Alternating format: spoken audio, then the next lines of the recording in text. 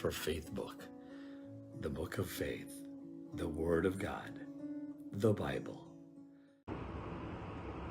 Magandang araw po sa ating lahat at ngayon po ay araw ng Lunes at ang ating pong FBK ay matatagpuan natin sa Exodus chapter 21 verses 22 to 25 or Exodo 21 talatang 22 hanggang 25. At ito po ang sinasabi, kung ang nag-aaway ay makasakit ng nagdadalang tao at dahil doon nakuna ito, ngunit walang ibang pinsala ang nakasakit ay magbabayad ng halagang hihingi ng asawa ng babae ayon sa kapasyahan ng mga hukom.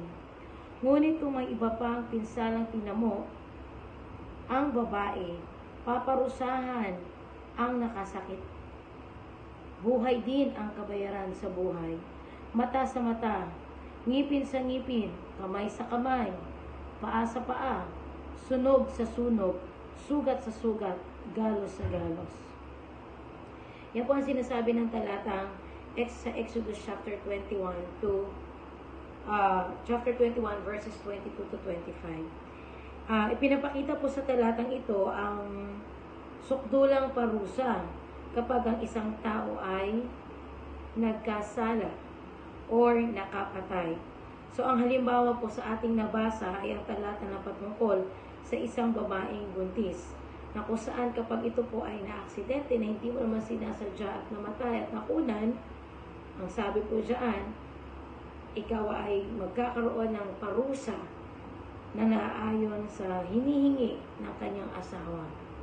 At kapag namatay po ang kanyang dinadalang sanggol, ay magkakamit ka po ng matinding kaparusahan. Sabi nga po ay ngipin sa ngipin, sugat sa sugat, paa sa paa, kamay sa kamay.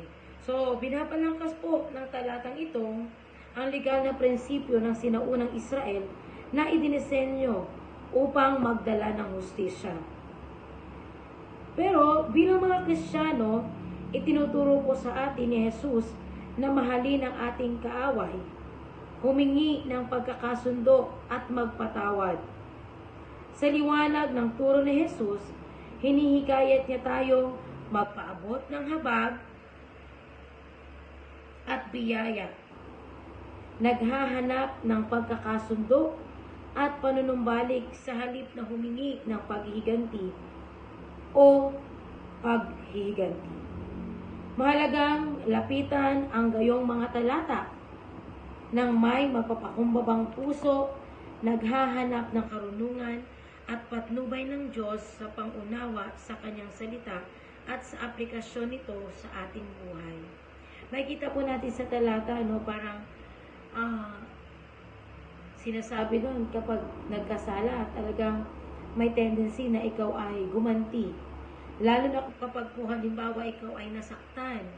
Di ba po ang tendency natin bilang isang tao ay tayo po ay gumanti.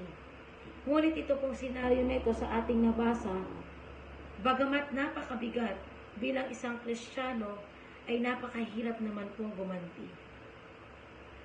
Maaaring sa aspeto ng buhay natin o sa ating buhay, sa sitwasyon ng buhay natin, nakakaranas tayo na kung saan minsan sukdula na ang ginawa sa atin ng tao, gusto nating gumanti. Pero salamat po sa Panginoon at sa kanyang salita na kung saan pinaaalalahanan po tayo na hindi tama ang gumanti. Naaalala ko lamang po noon, nung ang tatay ko po ay namatay, halos gusto rin po namin ipapatay yung taong pumatay sa tatay ko. Pero alam niyo po, ang sabi ng Panginoon at pinaalala sa amin ng Panginoon, ang paghihiganti ay sa Kanya. Siya po ang maghihiganti para sa atin. Hindi po hahayaan ng Panginoon na tayo ay talunan. At salamat po sa Panginoon dahil alam namin na kami po namin ang hustisya sa pagkamatay ng aking ama. So, ganun din po sa atin. Tayo po ay pinapaalalahanan dito na although na ganun po kabigat noon ang hustisya na kailangan makamit. Pero tayo po ay nasa New Testament na kung saan na lagi nating ipapamuhay ang biyaya at habag sa iba. Kahit po tayo ay nasasaktan, matuto po natin silang unawain at tayo po ay maging daan para sa pagkakasundo. At kung halimbawa naman po, meron tayong mga kapatiran na nag-aaway, sabi nga po natin, tayo ay maging daan para sa pagkakasundo. Pag tayo ay ginawa ng isang bagay na hindi tama, huwag po natin gantihan. Dahil ang paghihiganti po ay hindi tama. At tanging lamang ang paghihiganti ay sa Panginoon. Nawa po sa maikling paliwanag na ito ay naunawaan po natin ang tinutukoy po ng talatang ito. At nawa po ay naging pagpapala po sa bawat isa sa atin. Magandang gabi po sa bawat isa sa atin at pagpalain po kayo ng Panginoon.